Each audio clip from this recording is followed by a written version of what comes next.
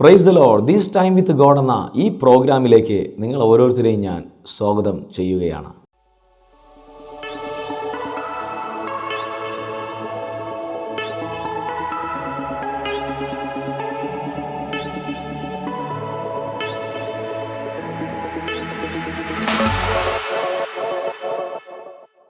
മാർക്കോസിന്റെ സുവിശേഷം 1-ാം അധ്യായം അതിൽ 40 മുതലുള്ള വാക്യങ്ങളിൽ ഒരു കുഷ്ഠരോഗി അവൻ്റെ അടുക്കൽ വന്ന് മുട്ടുകുത്തി, നിനക്ക് മനസ്സുണ്ടെങ്കിൽ എന്നെ ശുദ്ധമാക്കുവാൻ കഴിയുമെന്ന് അപേക്ഷിച്ചു. യേശു മനസ്സലിഞ്ഞ് കൈ നീട്ടി അവനെ തൊട്ടു.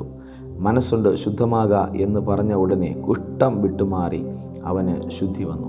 കർത്താവായ യേശുക്രിസ്തു തൻ്റെ പരസ്യ ശുശ്രൂഷ കാലയളവിലൊക്കെയും അനേകം അത്ഭുതങ്ങളും അടയാളങ്ങളും വീര്യപ്രവർത്തികളും ചെയ്യുവാൻ തക്കവണ്ണം ഇടയായിത്തീർന്നു. കാനാവിലെ കല്യാണ വീട്ടിൽ പച്ചവെള്ളത്തെ വീഞ്ഞാക്കി മാറ്റി ബധിരരെ ചെവി കേൾക്കുമാറാക്കുവാൻ തക്കവണ്ണം ഇടയായിത്തീർന്നു. അനേകം ഭൂതഗ്രസ്തരെയൊക്കെയും സൗഖ്യമാക്കുവാൻ തക്കവണ്ണം ഇടയായിത്തീർന്നു. അങ്ങനെ അനേകം അത്ഭുതങ്ങൾ നടന്നുകൊണ്ടിരിക്കുകയായിരുന്നു.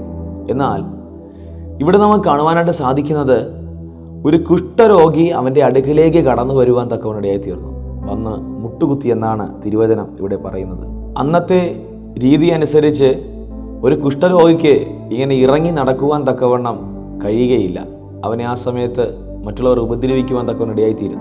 അതുമാത്രമല്ല, ആ കാലയളവിൽ ആരും ഒരു കുഷ്ഠരോഗിയെ തൊടുകയോ അവനുമായിട്ട് ഒരു ബന്ധം വയ്ക്കുകയോ ചെയ്യുകയില്ല. കുഷ്ഠരോഗിയായവരെ ഏതെങ്കിലും സ്ഥലങ്ങളിൽ പറഞ്ഞു വിടുകയാണ് ചെയ്യുന്നത്. എന്നാൽ ഇവിടെ കാണുവാൻ സാധിക്കുന്നത് കർത്താവായ യേശുക്രിസ്തുവിൻ്റെ മുൻപിൽ വന്ന് കുഷ്ഠരോഗിയായ മനുഷ്യൻ മുട്ടുകുത്തിയിട്ട് പറയുന്നൊരു കാര്യമുണ്ട്, നിനക്ക് മനസ്സുണ്ടെങ്കിൽ എന്നെ ശുദ്ധമാക്കുവാൻ കഴിയും എന്ന് അപേക്ഷിച്ചു. ആ കുഷ്ഠരോഗിയായ മനുഷ്യനറിയാം, യേശുവിന് സകലതും സാധ്യമാണെന്നറിയാം.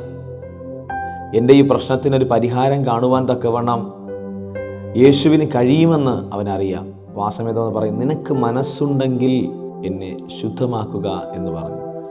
ആ സമയത്ത് കർത്താവായ യേശുക്രിസ്തുവിൻ്റെ മനസ്സലിഞ്ഞു എന്നാണ് തിരുവചനം പറയുന്നത്. മനസ്സലിയുക മാത്രമല്ല, മറ്റുള്ളവർ അവനെ കണ്ടതുപോലെയല്ല യേശു അവനെ കണ്ടത്. മറ്റുള്ളവർ അവനോട് സംസാരിക്കുന്നത് പോലെയോ മറ്റുള്ളവർ അവനോട് ഇടപെടുന്നത് പോലെയോ അല്ല കർത്താവായ യേശുക്രിസ്തു അവനോട് ഇടപെട്ടത്. കൈനീട്ടി അവനെ തൊട്ടു. ആരും ചെയ്യാത്ത കാര്യമാണ്. ഇതുവരെയും ഈ രോഗം ബാധിച്ചതിന് ശേഷം ആരും അവനെ തൊട്ടിട്ടില്ല, ആരും അവനോട് സംസാരിച്ചിട്ടില്ല, ആരും അവന് വേണ്ടി ഒന്നും തന്നെ ചെയ്തിട്ടില്ല. പക്ഷേ ഇവിടെ കാണുന്നത് പോലെ യേശു കൈനീട്ടി അവനെ തൊട്ടു. അതേ പ്രിയമുള്ളവരെ, നമ്മുടെ ജീവിതത്തിൽ ഇന്ന് പ്രയാസത്തിലാണോ, ബുദ്ധിമുട്ടിലാണോ, സങ്കടത്തിലാണോ, മറ്റുള്ളവരോട് പറയുവാൻ കഴിയാത്ത ചില വിഷയത്തിൻ്റെ നടുവിലാണോ, അതോ പറഞ്ഞതുകൊണ്ട് മറ്റുള്ളവർ നമ്മുടെ അടുക്കൽ നിന്ന് മാറി ഓടി അകന്നു നിൽക്കുന്നവരാണോ ഇന്ന് ഈ സന്ദേശം കേട്ടുകൊണ്ടിരിക്കുന്നത്? ചില കടബാധ്യതകളുടെ നടുവിൽ, അല്ലെങ്കിൽ ചില അസുഖത്തിൻ്റെ നടുവിൽ, ചില ബുദ്ധിമുട്ടുകളുടെ നടുവിലൊക്കെയും ആരാലും സഹായമില്ലാതെ സകലരും തള്ളിക്കളഞ്ഞുകൊണ്ട് സകലരുടെയും മുന്നിൽ ഒരു ചോദ്യചിഹ്നമായി നിൽക്കുന്ന, എന്ന് അവൻ പൂർണ്ണമായി നശിച്ചു പോകുമെന്നുള്ള പലരുടെയും ചോദ്യത്തിന് മുന്നിൽ നിൽക്കുന്ന ഒരു വ്യക്തിയാണോ ഈ സന്ദേശം കേട്ടുകൊണ്ടിരിക്കുന്നത്? എങ്കിൽ പ്രിയ ദൈവമക്കളെ, തിരുവചനം നിങ്ങളോട് പറയുന്നൊരു കാര്യമുണ്ട്. ആരൊക്കെ നിങ്ങളെ ഉപേക്ഷിച്ചാലും, ആരൊക്കെ നിങ്ങളെ തള്ളിക്കളഞ്ഞാലും, ആരൊക്കെ നിങ്ങളെ വേണ്ടാന്ന് പറഞ്ഞ് മാറ്റി നിർത്തിയാലും നിങ്ങളുടെ അടുക്കൽ കടന്നു വന്ന് നിങ്ങളെ കരം പിടിക്കുന്നൊരു ദൈവമുണ്ട്. നിങ്ങളെ മേലിൽ തട്ടി നിങ്ങളെ ആശ്വസിപ്പിക്കുന്ന ഒരു ദൈവമുണ്ട്. അവനാണ് യേശുക്രിസ്തു.